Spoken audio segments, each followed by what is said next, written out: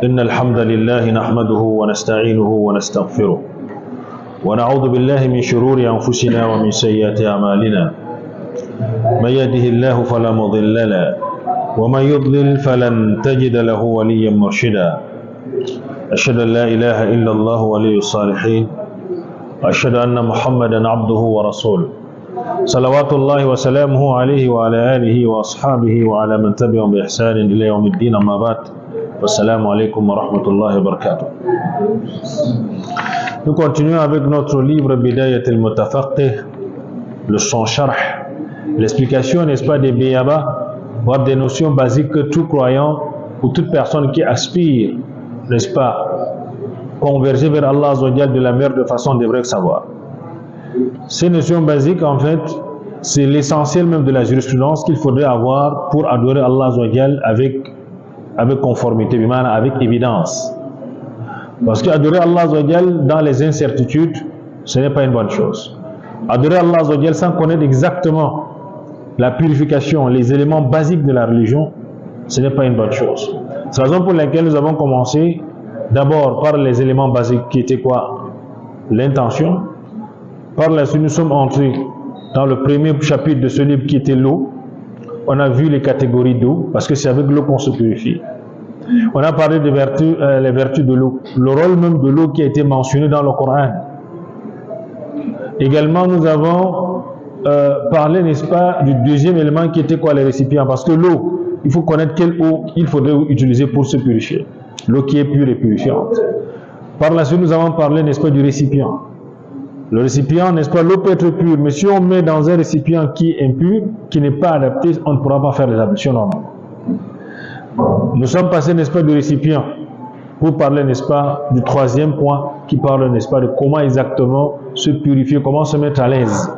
Je vous avais dit la dernière fois qu'en fait, ça commence là-bas la purification, dans les toilettes.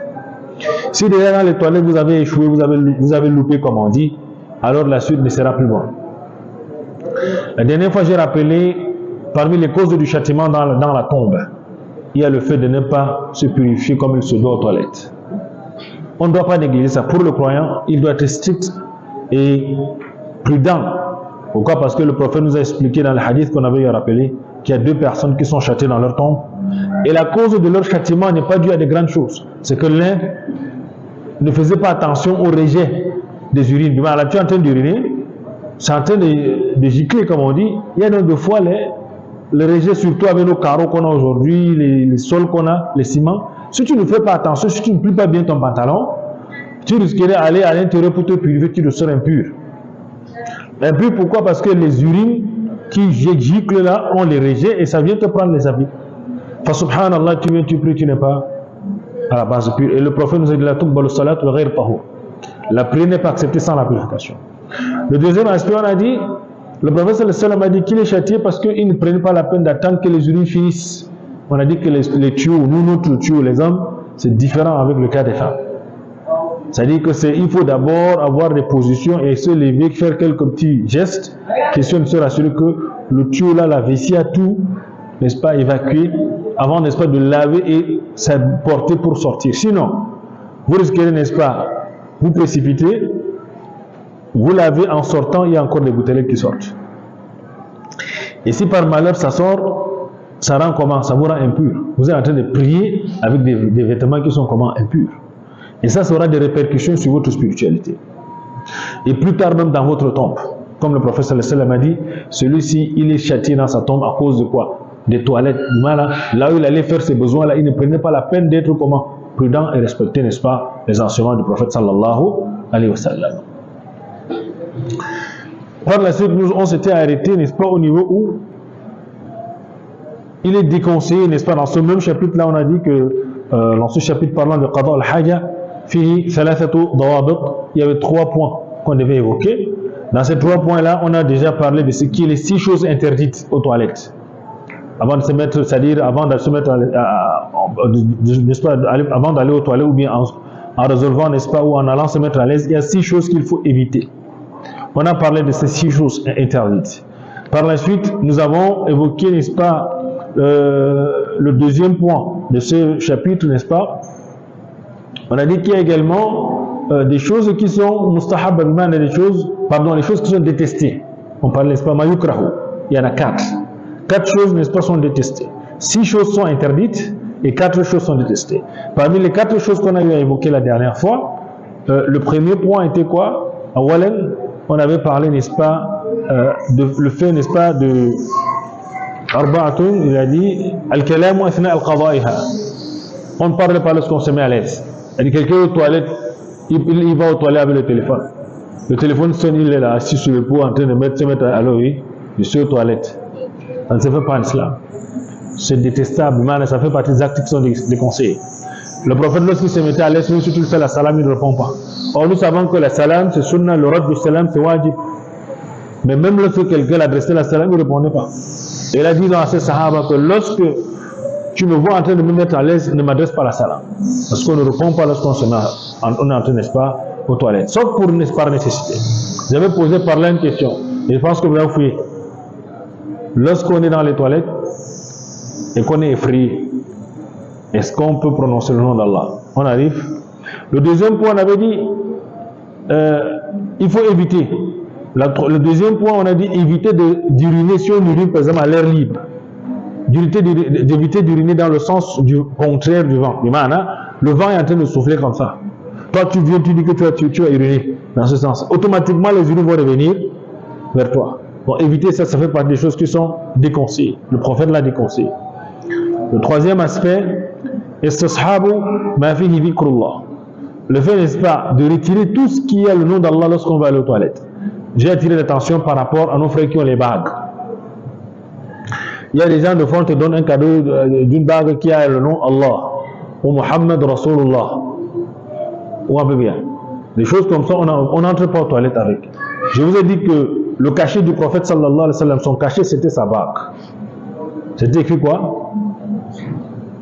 Muhammadu Rasulullah. Il mettait ça comme ça. Comme ça, c'était son cachet. Donc lorsqu'il venait pour entrer aux toilettes, il enlevait ça et retirait. Pour voir si le nom d'Allah sur ça. N'est-ce pas? C'est la raison pour laquelle قوله استصحاب فيه ذكر الله وكذلك يكره لمن يحمل شيئا فيه ذكر الله تعالى أن يدخل به الخلاء. Il est également détesté et déconseillé à toute personne qui veut entrer aux toilettes et qui porte une chose qui a le nom d'Allah. C'est pour ça que même si tu vas entrer aux toilettes et que tu as le Coran, le mushaf en papier, dépose ça tout ça dehors. Dépose quelque part avant d'entrer aux toilettes. N'entre pas avec le mushaf aux toilettes. C'est pas lui où il faut entrer avec. طيب. لأنه من القواعد الأساسية التي جاءت بها الشريعة. Pourquoi? Le fait de retirer ou de respecter le nom d'Allah fait partie des fondements même, n'est-ce pas, fait partie, n'est-ce pas, des bases fondamentales de la jurisprudence, n'est-ce pas, islamique. Ta'azim ismillah, le fait de respecter le nom d'Allah. Wa hadha ma'lumun min ad-dini bi darura. Et ça fait partie des notions importantes, voire même indispensables dans la religion. Allah a dit, liqawli ta'ala, ذلك ومن يعظم شعائر الله فإنها من تقوى القلوب. Allah a dit, voilà, n'est-ce pas, ce qu'Allah a donc prescrit. Donc voilà ce qui a été prescrit.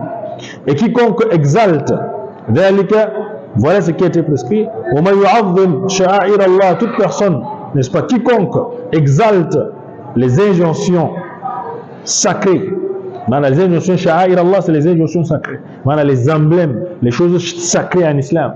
S'il les respecte, n'est-ce pas?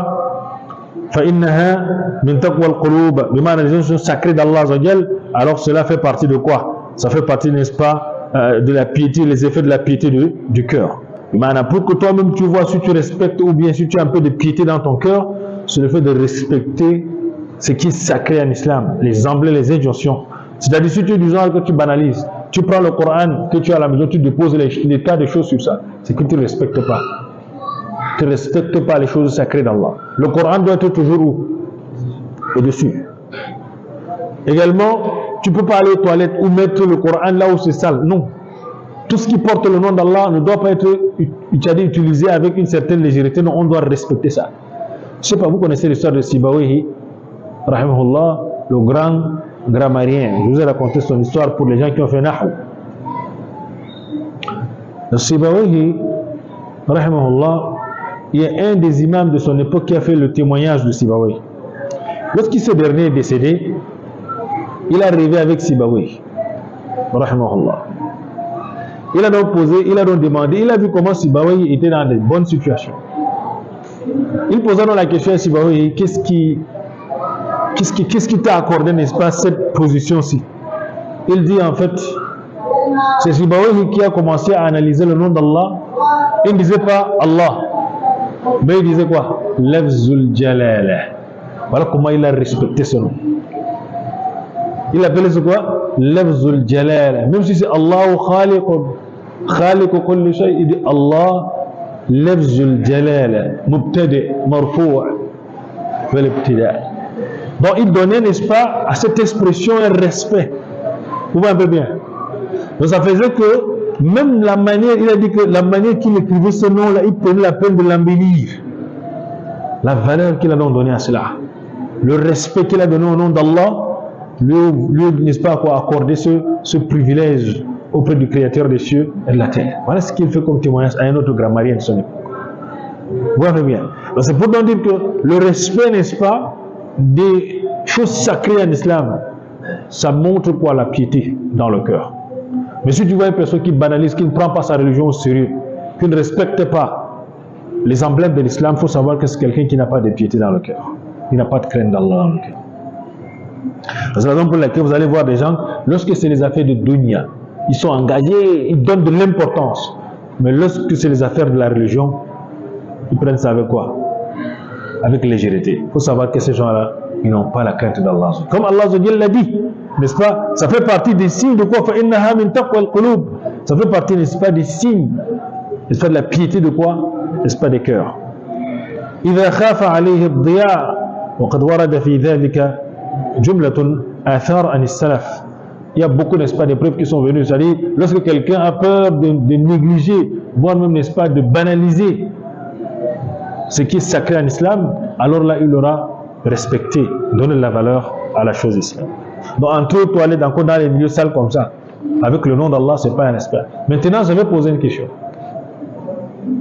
Je vais poser la question de savoir, est-ce que si on est dans les toilettes, comme c'est un endroit où il y a beaucoup de mauvaises choses, le prophète sallallahu alayhi wa sallam a dit avant d'entrer aux toilettes, on doit chercher protection contre qui? On dit quoi? Allahumma inni a'udhu bika min al-khubuthi wal khaba'ith. Donc tout ce qui est diable, diablesse, tout ce qui est ces choses-là se trouve où? Dans les toilettes. Donc le croyant doit se prémunir, doit se protéger contre ceux-là. C'est pour ça qu'il récite avant d'entrer. Ou doit de dire Bismillah, on va voir ça tout à l'heure. Pourquoi en fait? Parce que là-bas, je vous ai dit qu'il y a certaines sœurs, beaucoup de nos sœurs, surtout certaines là, leur fausse couche là, elles prennent ça aux toilettes. Vous savez comment? Le prophète sallallahu alayhi wa sallam, lorsqu'il donne une recommandation, c'est pas du hasard. C'est une révélation. Le prophète sallallahu alayhi wa sallam nous a dit, avant de nous déshabiller, nous, que ce soit homme comme femme, on doit dire quoi? Bismillah. Le Bismillah, c'est un voile, ça chasse le démon. Ça chasse, n'est-ce pas, ça conserve, ça préserve la nudité du croyant et de la croyante. C'est pour cela que tout à l'heure, lorsqu'on va voir au 4e point, istihbab, bien lorsqu'on va voir dans les choses qui sont importantes, qui sont recommandées, on va voir le fait de prononcer le nom d'Allah avant d'entrer. C'est pour ça que même pour entrer aux toilettes, il faut dire Bismillah, on va voir ça. Maintenant, lorsque toi tu viens pour enlever tes vêtements, tu ne dis pas Bismillah. Vous savez qu'ils sont là dans nos maisons, dans les coins et les recoins. Des fois même sur nos lits, tu viens, tu dors là, ils sont là, ils dorment avant toi. C'est pour ça qu'ils viennent se coucher avant toi. C'est pour ça que le prophète a dit qu'on tape comme ça, on dit Bismillah avant de se coucher. Donc lorsque tu enlèves tes vêtements sans dire Bismillah, ils sont là, ils observent ta nudité. Si ça plaît à l'une d'elles, si tu es un homme, elle devient ton épouse sans sadaki. C'est comme ça, il n'y a pas de sadak. Tu dis que non, c'est mon époux. Elle signe derrière toi. Tu commences à faire les rêves de nuit, les couches de nuit, tu ne comprends même pas. Vice versa, lorsque c'est la femme généralement, qui enlève ses vêtements sans dire Bismillah, ou qui entre aux toilettes sans faire les invocations, c'est là-bas qu'ils voient. Là-bas, il voit, ah, ça c'est ma femme. Sans sadak. Elle commence à avoir les problèmes. L'homme ne comprend même pas comment il se comporte bizarrement avec sa femme. Subitement, les choses commencent à se gâter. Parce que les gars là sont venus s'intercaler. Donc il faut donc faire très attention. Pour nous les croyants, les askars restent une protection. C'est pour ça qu'on appelle les Hisnul Muslim. La citadelle, la forteresse, n'est-ce pas, de qui? Du croyant. Voyez, du musulman. Voilà donc quelques exemples, n'est-ce pas, du respect de ce qui est sacré en islam. On a quelques exemples de athar, des salaf de prédécesseurs. قال مجاهد رحمه الله مجاهد dit qu'Allah lui fasse miséricorde يكره للإنسان أن يدخل الكنيف وعليه خاتم فيه اسم الله. Mujahid dit qu'il est détesté ou il est déconseillé à un croyant ou à un musulman ou à une musulmane d'entrer al-kanif, c'est les toilettes, n'est-ce pas? Wa alayhi khatam, et qu'il a quoi? Une bague sur laquelle il y a le nom d'Allah, comme je vous disais tout à l'heure. Tu as un bracelet, tu as un bijou qui a le nom d'Allah, n'entre pas avec aux toilettes. Tu as une montre qui a le nom d'Allah écrit sur ça, n'entre pas aux toilettes avec, par respect. قال إكرمة رحمه الله وكان ابن عباس رضي الله عنهما إذا دخل الخلاء ناولني خاتمة. Abdullah ibn Abbas, comme sa bague, il y avait le nom d'Allah. Lorsqu'il venait pour entrer aux toilettes, il enlevait ça et donnait ça à Ikrima, qui était un de ses élèves. Il lui remettait ça. Il prend ça. Parce qu'il entre dans un endroit comment? Qui n'est pas un endroit qui sied ou qui correspond avec avec le nom d'Allah. Parce qu'il faut respecter, ça fait partie de la foi jama'a.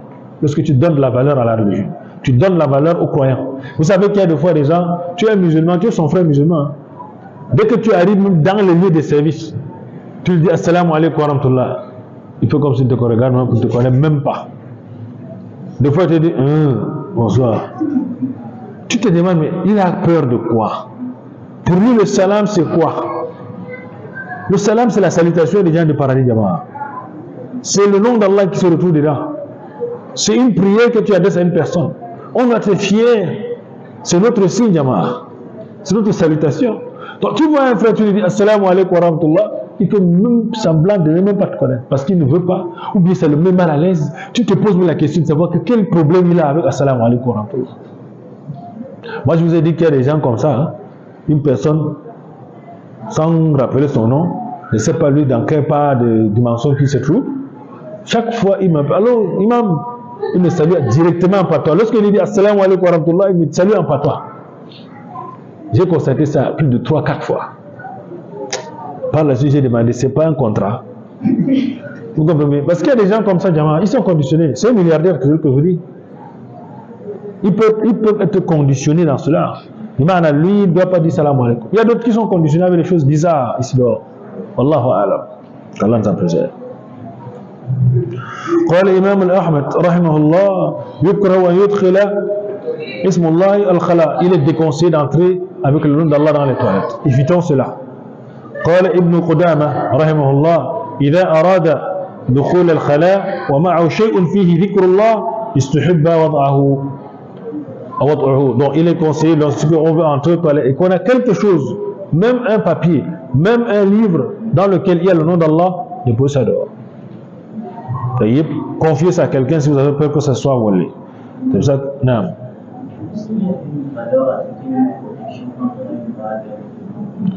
Il n'y a rien. Il n'y a rien. Porte la bague avec le nom d'Allah et ça n'a rien. Et d'abord, même si quelqu'un considère ça comme une protection, il entre dans les shirk. Il entre dans les pratiques interdites dans l'islam. Et je profite par là pour rappeler à nos frères qui ont le Coran dans la voiture. Il y a d'autres, lorsque tu es dans la voiture, ils ont un camion, ils ont une voiture, ils mettent le Coran là derrière là. Tu te demandes, c'est pour lire lorsqu'il faut lire ou bien c'est pour la protection? Parce qu'il y a d'autres qui prennent ça pour la protection. Ça, c'est associé à Allah. N'oubliez pas, il y a des attributs qui sied seulement à Allah. La protection, c'est Allah. La richesse, c'est Allah. Donc ne donne pas ou ne cherche pas ça chez quelqu'un d'autre. Même sur une chose. Faisons très attention. Comme un frère me disait un jour qu'ils portaient les gilets. Ils ont les genres de gilets qu'ils portent dans les zones un peu... Les gilets par balle. Et c'est les 99 d'Allah qu'ils écrivaient sur les papiers, ils ferment ça, ils collent ça sur tout le gilet, ils portent. Ils partent dans les lieux des problèmes. Il leur dit, ah, ça c'est votre part de shirk là-bas. Vous comprenez bien, qu'Allah nous en préserve. Également, le quatrième élément qu'il faudrait comprendre dans ce qui est détesté, on a parlé, le fait de parler dans les toilettes, il ne faut pas se détester. Le fait d'uriner dans le sens contraire, opposé au vent, c'est détesté. Le fait de porter une chose qui porte le nom d'Allah, n'entrez pas avec aux toilettes. Le quatrième, c'est quoi?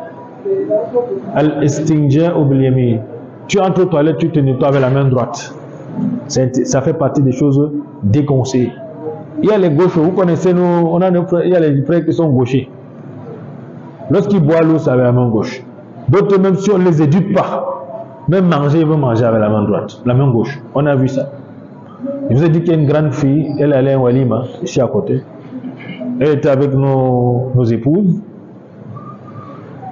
et nos soeurs. Elle est entrée pour manger pour Walima. Elle a commencé à manger avec la main gauche.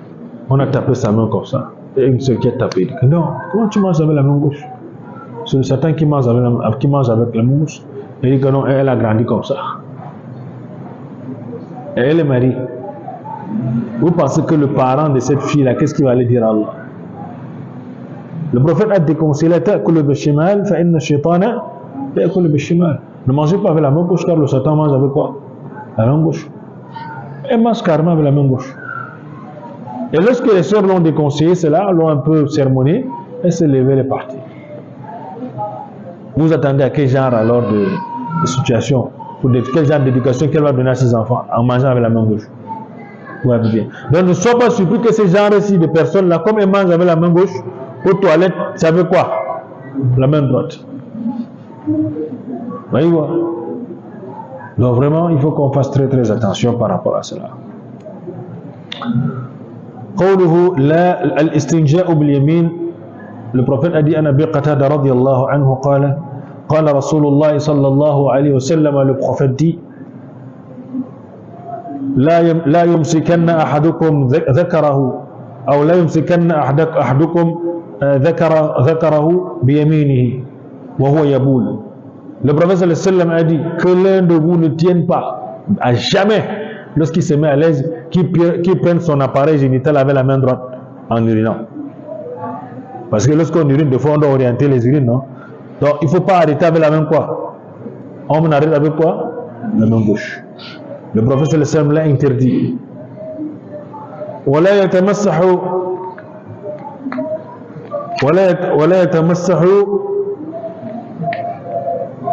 مني الخلاء. Vous comprenez bien. بيمينه. Donc il ne se nettoie pas également aux toilettes avec quoi? Avec la main droite. Donc s'il fait ses besoins, il ne peut pas qu'il prenne le papier hygiénique, il nettoie quoi? Avec la main droite. Ça ne se fait pas. Ça fait partie, n'est-ce pas, des choses qui sont strictement déconseillées et détestées, n'est-ce pas, en islam. Donc, si vous voyez une personne, c'est ça que nous en islam, vraiment, lorsque tu vois quelqu'un faire ça, même le tendre la main, subhanallah, billah, qu'Allah nous en préserve. C'est qu'il y a des gens que, eux, ils peuvent peut-être uriner en tenant avec la main gauche, ou bien des fois, ils jouent un peu, tu comprends même pas ce qu'ils font. C'est pour ça qu'il faut faire très très attention. En islam, c'est interdit de toucher la main droite, d'utiliser la main droite pour les toilettes. On nettoie avec quoi? La main gauche. La main droite, c'est pourquoi? Pour manger. وعن أبي هريرة رضي الله عنه أن رسول الله صلى الله عليه وسلم نهى عن الاستنجاء باليمين. Voilà le hadith. Le prophète صلى الله عليه وسلم a interdit strictement, n'est-ce pas, de se nettoyer avec la main droite. وعن سلمان رضي الله عنه نهانا رسول الله صلى الله عليه وسلم أن نستقبل القبلة بغائط ولا بول أو نستنجي بأيماننا. Le prophète صلى الله عليه وسلم a interdit, n'est-ce pas, de regarder la qibla lorsqu'ils se mettent à l'aise, également, ou lorsqu'ils urinent, que ce soit pour les gros besoins, les urines, également, il les a interdit de se nettoyer avec quoi? La main droite. Je donne un repère à nos parents. Lorsque vous avez un enfant qui est gaucher, quel est le premier signe qui vous montre qu'il est gaucher lorsqu'il vient au monde? Qui se rappelle de ce geste? Est-ce qu'il y a un enfant qui est gaucher ici? Moi j'en ai un qui est gaucher, mais il ne connaît même pas qu'il est gaucher. Parce qu'on a tout fait pour le formater dans l'éducation, est-ce qu'il est devenu droitier? Pour l'instant, lorsqu'il va grandir, il sera bipède peut-être. Vous comprenez bien? Voilà, mathalan. Donc, lorsqu'il vient au monde, lorsqu'il est couché, la première des choses que vous allez voir, il va soulever la main. Lorsqu'il soulève sa main gauche, en haut, lorsqu'il est couché, il faut savoir qu'il est quoi? Il est gaucher. C'est le premier geste que moi j'ai constaté. Lorsqu'il vient au monde, il a soulevé la main gauche. Il a dit, Masha'Allah. Allah facilite. Mais,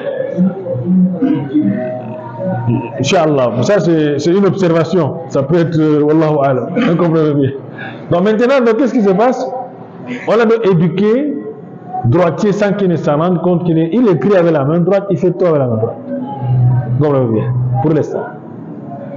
Donc, c'est lorsqu'il va grandir, ou bien comme c'est dans le cerveau, qu'il va se rendre compte qu'il est quoi?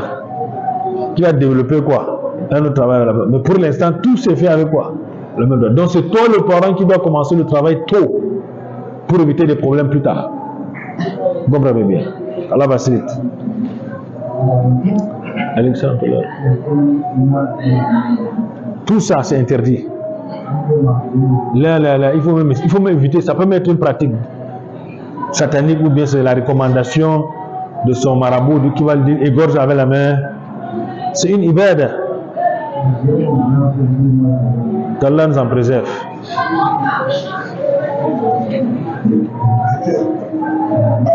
وكثير من الناس لا يبالي فقد يستنجي باليمين أو بالشمال ويظن أنه لا فرق بينهما وهذا خطأ. Beaucoup de gens, n'est-ce pas, ils s'en balancent. Lorsqu'ils partent aux toilettes, ils tapent la main gauche, main droite, ils disent que non, c'est pas, il y a pas de, c'est pas interdit. Vous comprenez bien. والصحيح أنه, n'est-ce pas, ينزه اليمين عن الاستنجاء ونحوه ويجعل ذلك كله بالشمال لأن اليمين لا يكرم كالأخذ والعطاء والمصافحة ونحو ذلك والشمال لما سوى ذلك فعلى هذه الأدلة يكره الاستنجاء باليمين لشرفها. Donc, le prophète sallallahu alayhi wa sallam dans ses enseignements, il a montré que quoi? La main droite est faite pour quoi? Pour saluer, pour manger, pour prendre tout ce qui est sacré. Vous voyez bien. La main gauche, c'est pour faire tout ce qui est en dehors de ça, nettoyer, ce qui est sale, etc. Ça, c'est ce que le prophète sallallahu alayhi wa sallam nous a enseigné. Vous comprenez bien. Même Allah dans le Coran, il parle de quoi? Wala takhutuhu biyaminik. Donc même le Coran, c'est l'écriture même du Coran, c'est avec quoi? Allah dit tu n'écrivais pas ça avec ta main droite. Il n'a pas utilisé quoi?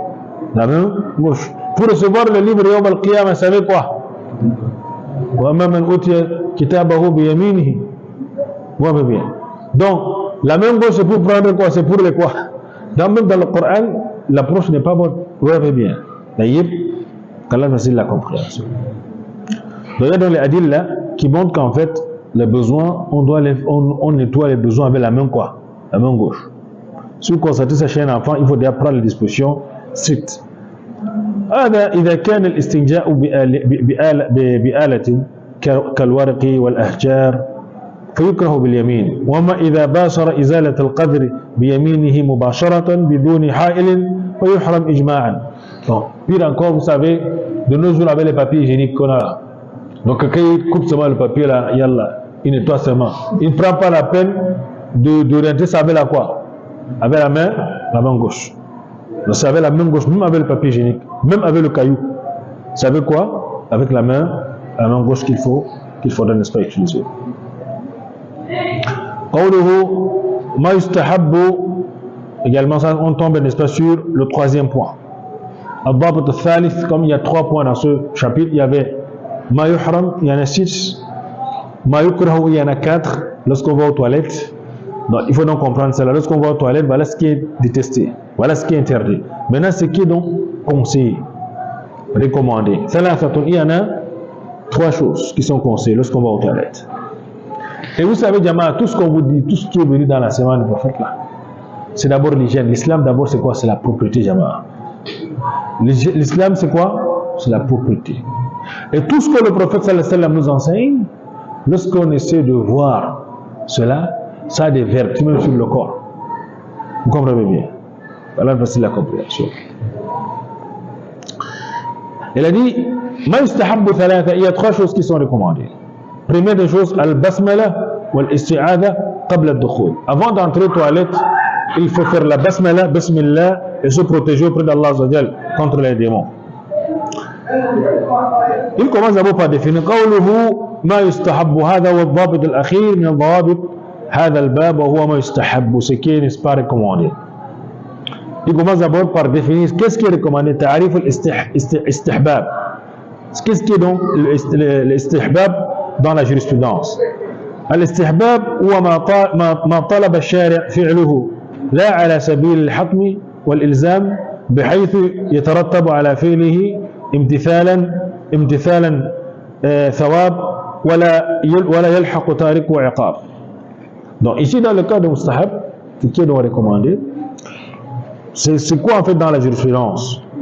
C'est que, n'est-ce pas, la jurisprudence, ou bien c'est que Allah Azza wa Jal, ou bien c'est que la loi nous amène à mettre en pratique, pas dans le sens d'une obligation, parce qu'il y a une différence avec ce qui est obligatoire, ce qui est, n'est-ce pas, facultatif, ce qui est recommandé. Dans le sens, c'est pas dans le sens de ce qui est obligatoire ou impératif, n'est-ce pas, qui pourrait, n'est-ce pas, mettre la personne qui le fait, qui pourrait donner à la personne des récompenses, ou bien qui pourrait, n'est-ce pas, mettre la personne qui laisse dans la situation de châtiment. Donc, al-mustahab, c'est ce qui est aimé. Si tu le fais, alhamdulillah, si tu ne le fais pas, il n'y a pas de problème. Il a dit, وقد اشتمل هذا الضابط على ثلاثة أمور يستحب فعلها عند قضاء الحاجة. Donc, ce chapitre a donc regroupé trois choses qui sont aimées lorsqu'on va aux toilettes. قوله البسملة والاستعاذة قبل الدخول. Il a également dit de dire la basmala, bismillah avant d'entrer, et de se protéger auprès d'Allah Azza wa Jal avant d'entrer. Qu'est-ce que ça veut dire? أن يقول قبل أن يدخل بسم الله. Avant d'entrer, nous quoi? Bismillah, c'est la moindre chose. لأن ذلك يسر عورته عن أعين الجن. Voilà ce que je disais tout à l'heure. Le fait que tu entres aux toilettes et que tu as le sang-frein, vous connaissez le sang-frein? Il peut arriver que tu as le sang-frein. Vous connaissez ce qu'on appelle le sang-frein? Je crois que vous n'avez pas le français de la secteur. Là, tu as un peu de diarrhée. Ce qu'on appelle le sang-frein. Donc, il peut arriver que tu es assis comme ça, tu ressens l'envie. Le temps de dire que tu vas réciter, tu cours seulement. Vous voyez bien. En courant, il faut que tu dises Bismillah avant que tu n'entres. Ça, c'est la moindre des choses pour pouvoir quoi? Ça préserve ta aura. Des regards de qui? De djinn. An Ali ibn Abi Talib radiyallahu anhu, marfou'an, il rapporte l'histoire du prophète sallallahu alayhi wa sallam. ستر ما بين الجن وعورات بني آدم إذا دخل الخلاء أن يقول بسم الله. Le voile qui est entre la nudité du fils d'Adam et du regard de djinn, c'est quoi? C'est que lorsqu'il vient pour entrer aux toilettes, il doit dire au moins quoi? Bismillah. Donc n'oublions pas ça, Jama'a. C'est pour ça que j'ai pris le cas où tu as un sang-frein. C'est la moindre des choses que tu puisses dire. Mais si tu n'as pas de problème, là tu récites toutes les vocations qu'on va voir tout à l'heure. ويضم إلى البسملة الاستعاذة لحديث أنس. أنس rapporte le hadith du prophète صلى الله عليه وسلم qui vient, n'est-ce pas, accompagner le bismillah. كان صلى الله عليه وسلم. Anas rapporte du prophète صلى الله عليه وسلم. Anas, il est resté servir le prophète pas moins de 10 ans à la maison. Radiyallahu anhu. C'est pour ça que les choses de la maison, c'est lui qui nous rapporte beaucoup plus. Parce que lui, il était au service du prophète. Il est quitté, il est venu rester. Il a dit, Ya Rasulallah, je vais te servir. Donc il y avait plus d'une quarantaine comme ça qui étaient venus devant la maison du prophète. Ya Rasulallah, on veut te servir. Abdullah ibn Mas'ud, radiyallahu anhu, c'est quoi? C'était les chaussures du prophète. Donc lorsque le prophète enlevait ses chaussures, il prenait ça, lui, il réparait, regardez. Il surveillait quoi? Les chaussures du prophète, c'est ça qu'on appelait l'homme des sandalettes. Anas, lui, il était dans le khidma dedans. Il y a l'autre qu'on appelle Qais. Lui, c'est que lorsque le prophète vient pour prendre l'eau, pour les ablutions, lui, il était le premier pour donner le prophète. Sallallahu alayhi wa sallam. Tous ces gens-là, le prophète les a fait la doua. Parce que le prophète, il a fait la doua à Anas. Et c'est pour ça qu'Anas, radiallahu anhu, il est parmi les Ansar, celui-là qui a la longévité. Il est mort à plus de 100 ans. Il a eu plus d'enfants. Vous comprenez bien? Tout ça, c'est la doua du prophète sallallahu alayhi wa sallam pour nous. Radiallahu anhu. Donc il dit, lorsque le prophète sallallahu alayhi wa sallam entrait aux toilettes, qu'est-ce qu'il disait? Allahumma inni a'udhu bika min al-khubuthi wal khaba'ith. Ça c'est le hadith que vous connaissez bien. Il y a في شرح مسلم, il y a beaucoup, n'est-ce pas, de sharh qui sont venus. Al-khubuth, ce qui sont les khubuth? Dhukur al-jinn, c'est le mal, les mâles des djinns, on les appelle le khubuth. Wal khaba'ith inafahum. Man al-khaba'ith, c'est les femelles. Donc tu te protèges contre les djinns mâles et les djinns femelles lorsque tu récites cela en entrant en toilette. Parce qu'ils aiment beaucoup plus les endroits impurs, sales. C'est pour cela qu'en islam, on nous déconseille d'aller verser l'eau coranisée. Lorsque par exemple quelqu'un récite l'eau dans l'eau et qu'il y a le verset du Coran, il est déconseillé d'aller verser ça dans les toilettes où c'est mélangé avec là où les besoins partent. Sinon toi-même tu appelles sur toi les problèmes. Pourquoi? Parce que si tu vas là-bas, tu verses, tu peux trouver qu'il y a les esprits là-bas et puis ça brûle. De même l'eau chaude, on a déconseillé à nos femmes de verser l'eau chaude dans la nuit comme ça sans dire bismillah, parce qu'elles peuvent verser comme ça et verser sur l'enfant ou bien sur un djinn, ça peut le brûler et les conséquences viennent plus tard, la vengeance, parce que ça vient par vengeance avec colère. Voilà bien. Donc c'est pour ça qu'il faut faire très attention dans ces milieux-là. Également parmi les choses qui sont en islam mustahab, on a dit le fait de dire bismillah et de se protéger auprès d'Allah contre le djinn mâle et femelle. Deuxième des choses, taqdim al-rajul ou taqdim al-rijl afwan.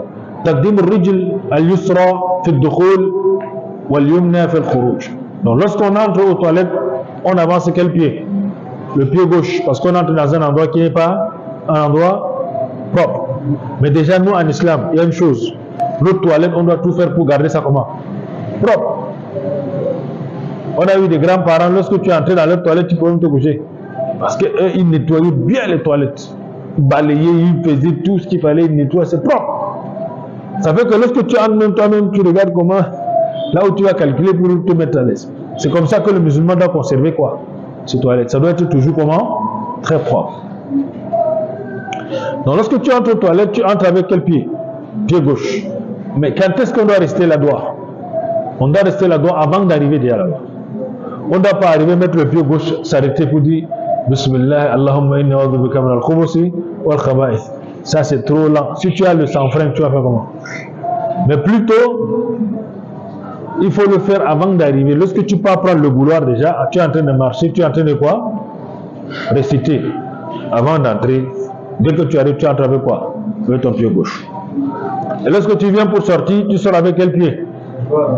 Lorsque tu sors avec le pied droit, tu ne récites pas avant de sortir des toilettes, tu sors d'abord avant de réciter.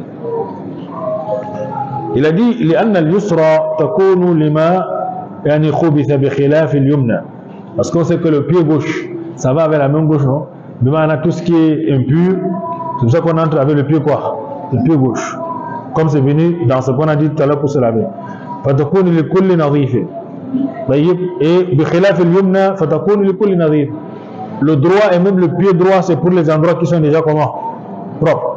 On dévance toujours ça. أن يقدم اليسرى عند دخول الخلاء ونحوه من مواضع الأذى يعني تمييزا. De même, les endroits qui ne sont pas purs, on entre toujours avec quoi? Le pied gauche. Et les endroits qui sont purs, on entre avec quoi? Le pied droit. يعني تمييزا لأماكن الطهارة عن أماكن النجاسة, pour distinguer entre les endroits qui sont purs et les endroits qui sont comment? Qui sont impurs. ويستحب تقديم اليمنى في الخروج لأنها أحق بالتقديم إلى الأماكن الطيبة وأحق بالتحرز عن الأذى ومحله. Donc il est donc souhaité et conseillé d'entrer avec le pied gauche et de sortir avec quoi? Le pied droit. On doit d'abord sortir des toilettes avant de rester quoi? L'invocation. Troisième élément qui est conseillé, lorsqu'on sort des toilettes, on dit quoi? Gufranak. Quand est-ce qu'on dit Gufranak? C'est lorsqu'on sort totalement. On est déjà dehors. On ne doit pas arriver à la porte du Gufranak avant de sortir. C'est faux. C'est lorsqu'on sort, en ce moment qu'on récite, n'est-ce pas, l'invocation de Gufranak. قال الإمام النووي رحمه الله لا يختص هذا الأدب بالبنيان على الراجح، فيقدم اليسرى في الصحراء إذا بلغ موضع جلوسه، وإذا فرغ قدم اليمنى في انصرافه. Il dit la particularité de fait d'entrer avec le pied droit, le pied gauche, et sortir avec le pied droit, ça concerne beaucoup plus les concessions. Mais même au désert, même dans les endroits ouverts, si tu sais que tu vas t'arrêter ici pour t'asseoir et uriner, devance le pied gauche avant de t'asseoir.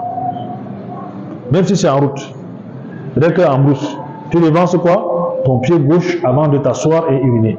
Lorsque tu veux te tourner pour partir, tu devances ton pied quoi? Pour faire la différence entre les deux endroits. Parce qu'à l'époque des prédécesseurs, il n'y avait pas les toilettes comme chez nous. Quelqu'un veut se mettre à l'aise là, il a son couteau là, il s'éloigne, il creuse le sol, il se met à l'aise. Donc il calcule là où c'est qu'il va s'asseoir, il met le pied droit, le pied gauche, là où il veut sortir, il met quoi? Il met le pied droit. C'est pour ça que vous voyez les ancêtres à l'époque qui portaient quoi? Les couteaux, la base c'était là-bas pour creuser et mettre quoi? Se mettre à l'aise et pour faire autre chose. قوله قول غفرانك بعد الخروج أي بعدما يخرج من الخلاء يقول غفرانك. Après avoir, lorsque tu sors n'est-ce pas des toilettes, c'est en ce moment que tu le dis.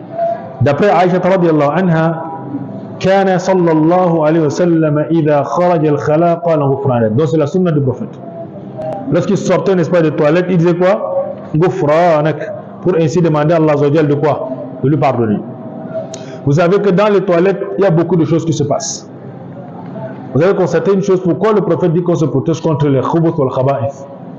Nous tous, on a expérimenté ça, vrai ou faux? Il n'y a pas un moment que quelqu'un entre aux toilettes, il est assis comme ça. Il est en train de penser, il voyage. Jusqu'à ce qu'on toque même la porte. Mais toi, tu fais quoi à l'intérieur? Il s'oublie. Vrai ou faux, Diamant? Lorsque tu entres aux toilettes, tu as des pensées bizarres, bizarroïdes comme on dit, des impossibilités. Il y a un autre frère qui me dit, lorsque j'entre aux toilettes là, j'ai de ces visions, comment je suis riche. J'ai de ces choses qui viennent dans ma tête. Je lui ai dit, oui, c'est le démon qui te fait ça. Ils sont là-bas, ils te bombardent les idées. Et par mes gars, si tu n'es pas prudent, le temps va passer. Hein. Le temps va passer. Même la prière, parce que tu es allé aux toilettes pour te mettre à l'aise pour aller à la mosquée, sauf qu'il va te dépasser. Parce qu'il est pensé que ça va t'amener.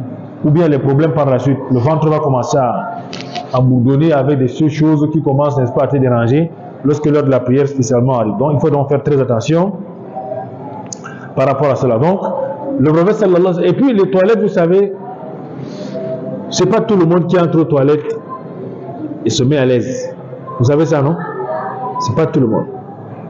C'est la raison pour laquelle le croyant, lorsqu'il va aux toilettes, il se met à l'aise. Il doit sortir en remerciant Allah. Vous savez que se mettre à l'aise là, il y a des gens que pour aller aux toilettes, il y a un frère, il m'a dit à Imam, moi, pour aller aux toilettes, j'ai réfléchi jusqu'à... Parce que j'ai les problèmes. Là, les problèmes d'hémorroïdes. Lorsqu'il entre là, il doit faire les gymnastiques 1 heure de temps. Lui, c'est pour ça qu'il y a aussi l'autre. Lorsqu'il entre aux toilettes pour se purifier seulement. J'ai eu un voisin, on était deux. On avait fait un voyage ensemble. Pardon, c'était le voyage du pèlerinage. Maintenant, donc, comme on était deux ensemble, dans notre chambre là-bas à l'hôtel, il me disait, Imam, il faut toi entrer. Parce que moi, lorsque j'entre là, par nature, il n'a pas de problème de mourir, mais c'est sa nature à lui. Il perd trop le temps.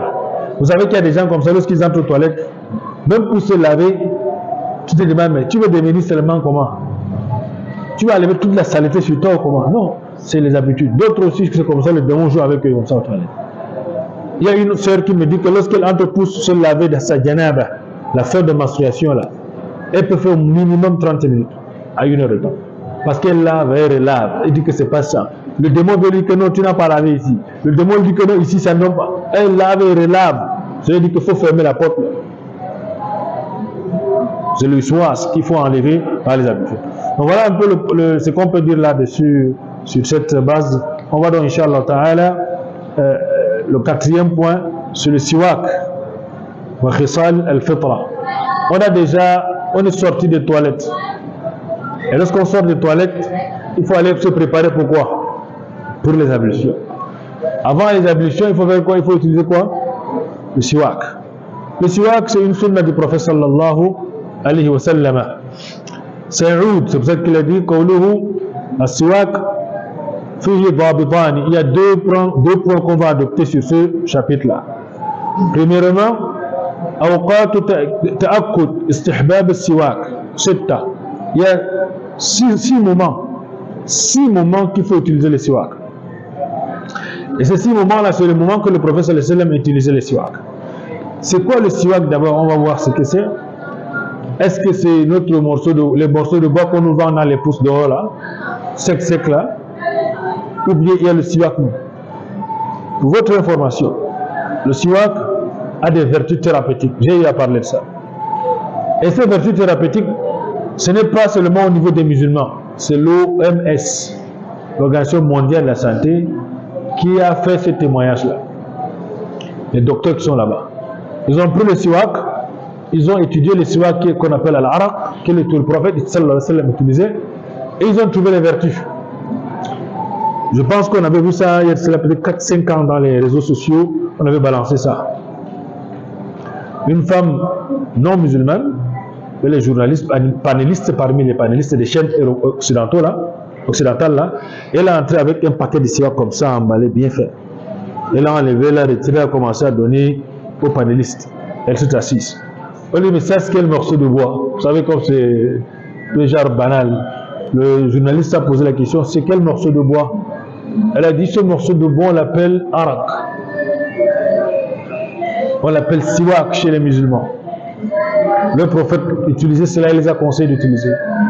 Et l'OMS a conseillé, a recommandé au monde d'utiliser au moins une fois le siwak par mois. C'est pourquoi les gencives, ça renforce quoi? Les gencives. Mais lorsque tu utilises le siwak, les problèmes de carie là, Allah va te préserver. Quelqu'un qui a besoin de siwak, il ne va pas avoir les problèmes dentition, premièrement. Deuxièmement, lorsque tu sors, tu as les yeux rouges. Vous savez que des fois, ça peut être quelqu'un comme ça, il a les yeux rouges par nature, les petits problèmes de yeux rouges là. Prenez le siwak, vous utilisez le siwak. Le siwak blanchit les yeux. Le troisième élément du siwak, c'est par rapport aux vers intestinaux. Quelqu'un qui a le problème de vers intestinaux là, intestinal, qu'est-ce qu'il va faire? Il utilise le siwak. Les petites gouttes qui entrent là, ça va beaucoup l'aider. Utilisez le vrai siwak. Laissez les morceaux de bois qu'on nous vend en route là-bas, là, c'est un bois que bon. On vend ça, on vend siwak, c'est emballé bien. Là-bas, les mosquées, tu vas trouver le siwak, le bon. Oui, même son prix est différent. Avec ce qu'on vend 50, 100 francs qui peuvent facilement même te blesser la gencive. Voilà. Donc, le siwak a ces vertus-là, donc ça aide à ce niveau-là. C'est pour ça que, bon, docteur pourra faire les recherches là-dessus, mais ça, c'est la médecine prophétique. Moi, je veux bien. Donc, c'est tout simplement pour dire que même les autres, là, ce sont nos choses qu'ils utilisent. Et nous, on est là, on dort, on ne prend pas la sunna du prophète sallallahu alayhi wa sallam en considération.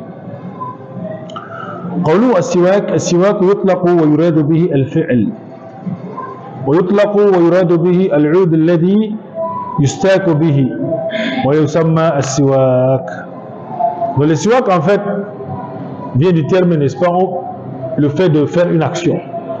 Mais à la base, le siwak, c'est ce morceau de oud, c'est un morceau de bois avec lequel on utilise pour se brosser les dents. Al-istiyak, masdaru istak, idha nadafa fama. Donc dans la langue arabe, le mot istiyak vient, son girondif vient de istak, qui veut dire lorsqu'on nettoie la bouche. Voilà la particularité du siwak. Le siwak combat les mauvaises haleines. En fait, l'objectif même de brosser ses dents en islam, c'est pour dégager d'abord quoi? Les odeurs. Voilà la particularité. Le prophète sallallahu alayhi wa sallam, il brossait ses dents permanemment. À cause de quoi? Parce que les malaïkas n'aiment pas les mauvaises odeurs. Ça les met très mal à l'aise. Le prophète sallallahu alayhi wa sallam a dit que ceci: celui qui mange les oignons et mange bon le ail, qui ne s'approche pas de nos lieux de prière. Pourquoi en fait? Parce que le ail et les oignons, lorsque tu les manges et que tu n'as pas brossé tes dents, qu'est-ce que ça donne? Lorsque quelqu'un vient parler devant toi, tu fais comment?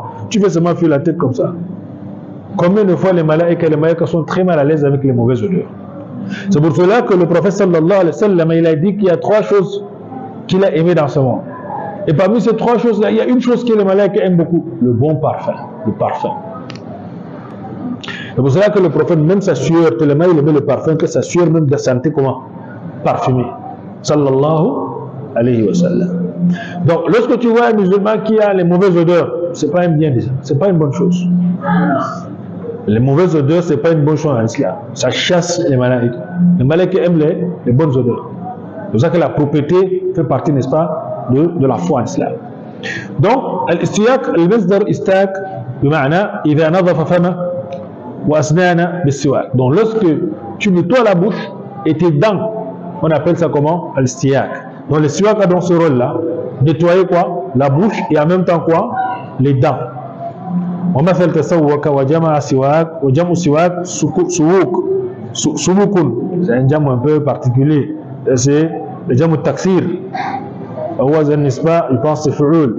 والأمر منه سك. وقد ورد في فضل السواك أكثر من 100 حديث. Plus de 100 hadiths sont venus sur les mérites de quoi? C'est bien fait du siwak. Subhanallah. On ne peut pas les parcourir. وقد ضبط شيخنا حفظه الله هذا الباب في ضابطين. الأول أوقات تأكد استحباب السواك والثاني خصال الفطرة. Donc, il a dû diviser ce chapitre de siwak en 2. On va essayer de 2 grands points. Le premier point, c'est les horaires, n'est-ce pas, les moments, quand est-ce qu'il faut utiliser le siwak? Il y a 6 moments. أوقات تأكد استحباب السواك 6. معنى هذا الكلام أن السواك سنة مؤكدة. Déjà, ce qu'il faut savoir du siwak, c'est quoi? Sunna mu'akkada, une sunna fortement recommandée, qui n'est pas loin de ce qui est obligatoire. Pour dire qu'un musulman, ce n'est pas concevable pour un musulman de rester comme ça sans siwak. Déjà, pour avoir les mérites du vendredi comme aujourd'hui là, le hadith que le prophète Célestin nous a dit que celui-là qui fait son bain à la maison, son bain de vendredi, il touche l'huile et il touche le parfum et qu'il fait le siwak. Vous comprenez bien? Il sort pour venir chez lui.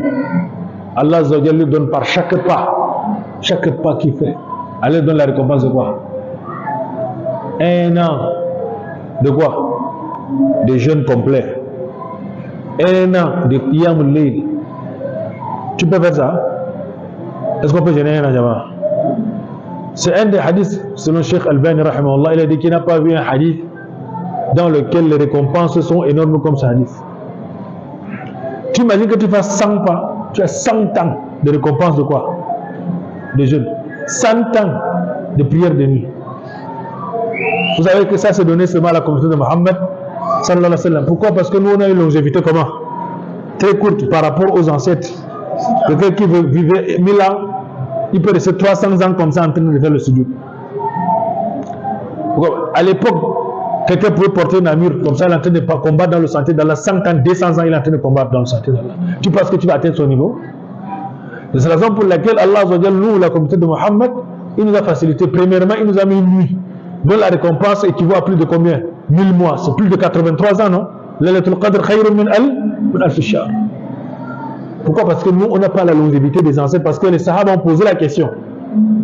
Par rapport à la communauté de Mohammed, nous, on n'a pas les mêmes âges que les ancêtres qui vivaient les 1000 ans, qui pouvaient rester adorer Allah pendant des années, des centaines d'années. Il y a une maman, entre parenthèses, à l'époque de Nuh alayhi salam, elle était devant la tombe de son fils en train de pleurer. Nous, en passant à poser la question à la maman, pourquoi pleure-t-elle? Elle dit que mon fils est mort très tôt. Nous, alayhi salam, a posé la question, à quel âge? 300 ans seulement.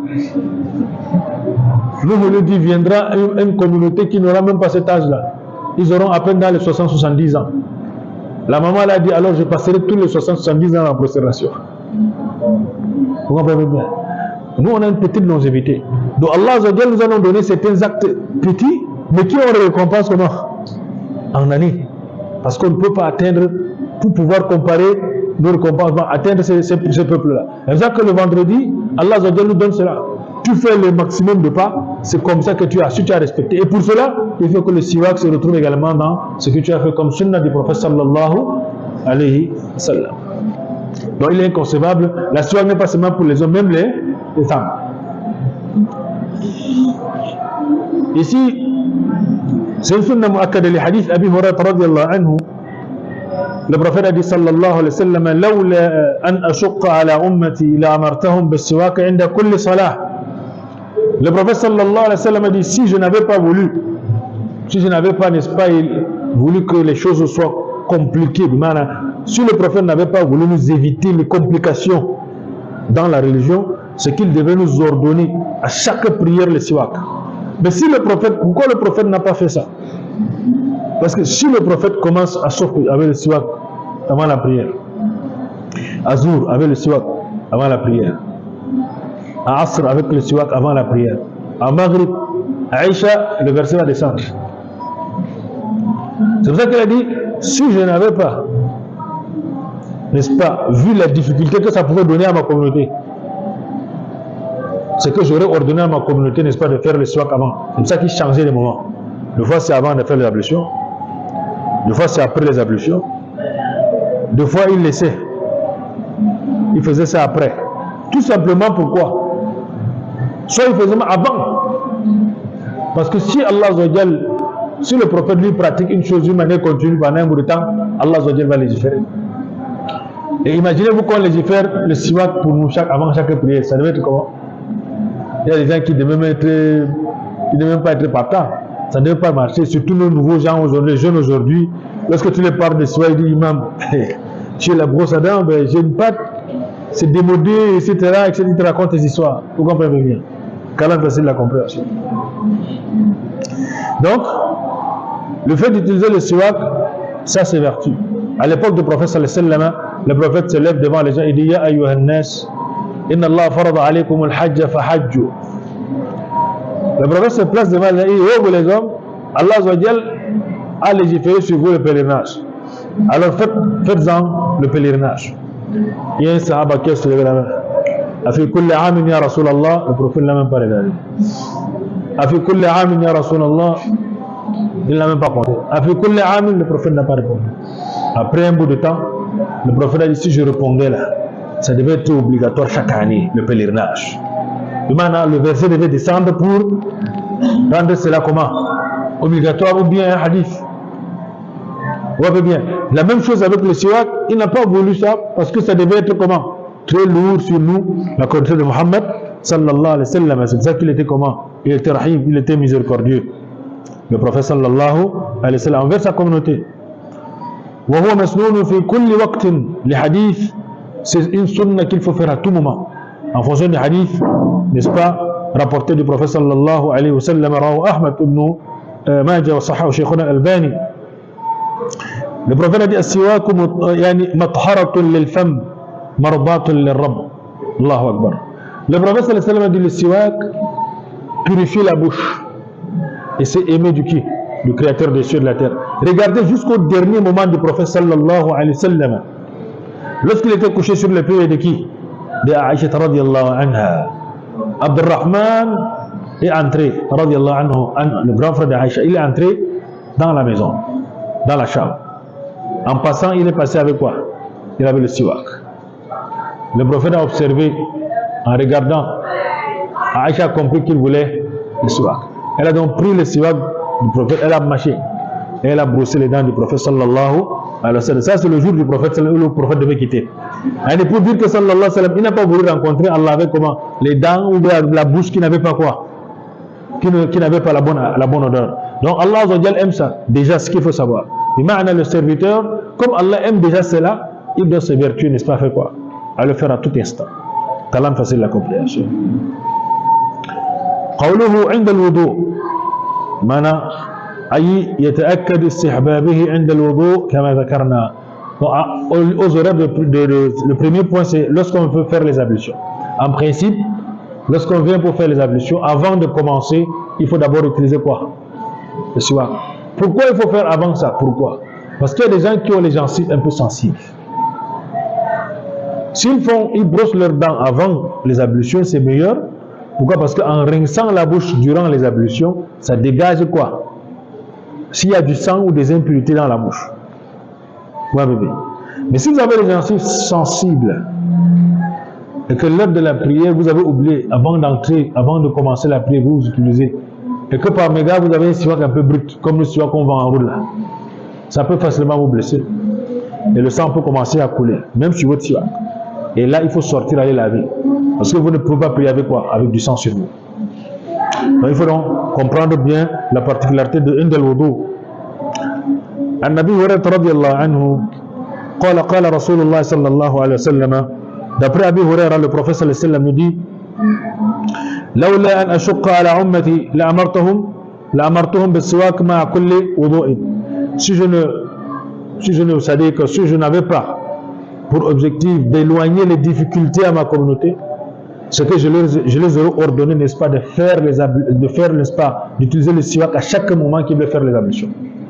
Yani, c'est pour montrer que l'utilisation du siwak à l'heure, c'est le bon moment. Lorsqu'on vient faire pour les ablutions, c'est le premier moment. On a dit qu'il y a combien de moments? 6 moments. Lorsqu'on vient pour faire les ablutions.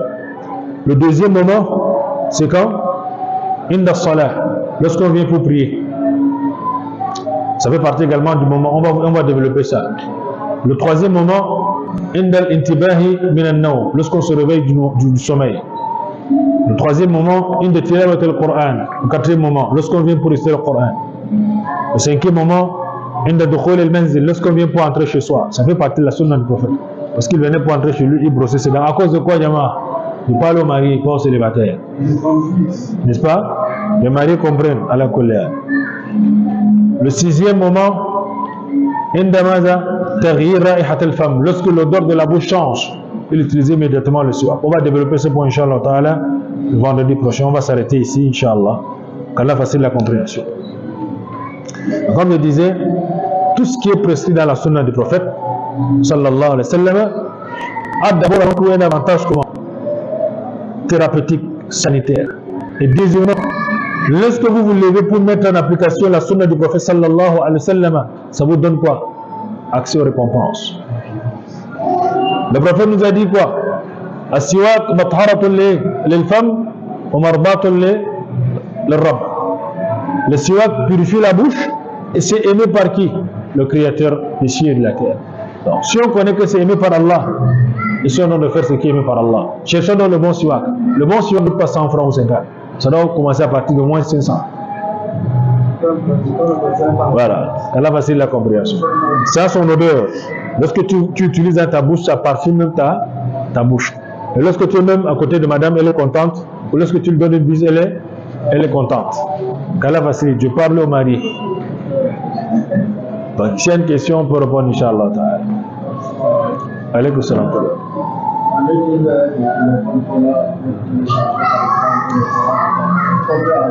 Non, le téléphone c'est particulier puisqu'il n'y a pas de Coran visible. Lorsque le téléphone est éteint, on ne voit rien. Il n'y a pas de problème là. On parle de mushaf, quelque chose qui est écrit et que c'est visible. Là. Alaykoum salam. Oui. Il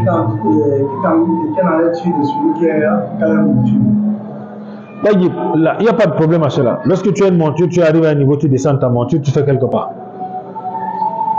Le prophète, sa maison était, c'est-à-dire que la chambre d'Aïcha était rapprochée de la mosquée. Ce n'était pas collé à son époque. C'est après que c'est collé. On a agrandi la mosquée.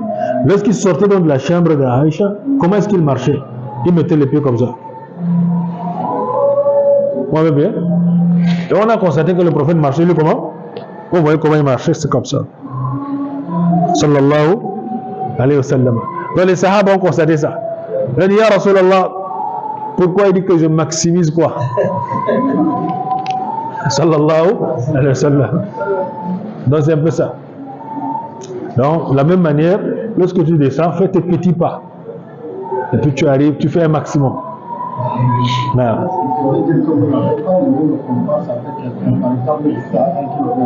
C'est différent. Il y a les sahaba. Non, c'est différent. Il y a les sahaba qui habitaient, qui cherchaient eux, les maisons loin de la mosquée. Pour venir à pied parce que là, ils veulent pointer. Voyez? Non. Dernière question. La question, oui, j'avais posé la question. Vous n'avez pas donné la réponse. Alaykoum salam wa rahmatullah. Naam. Les mains, toucher l'huile.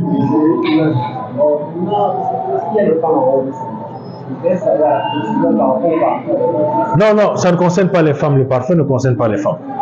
Les femmes, c'est l'huile, c'est faire leur bain, c'est toucher l'huile. Khalas, intalam.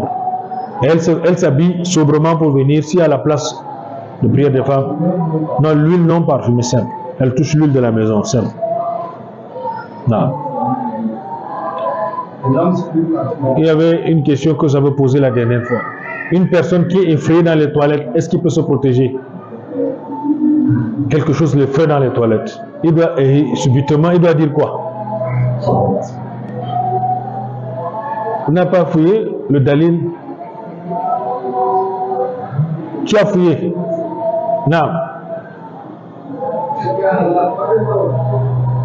Ok, je dis.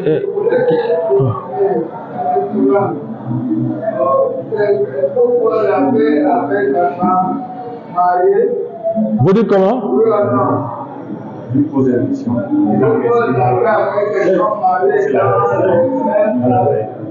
Ah, est-ce qu'on peut se laver avec sa femme dans la...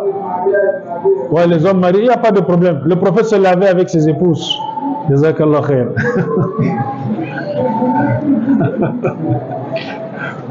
Allah al-Musta'an. Allez donc fouiller. Non.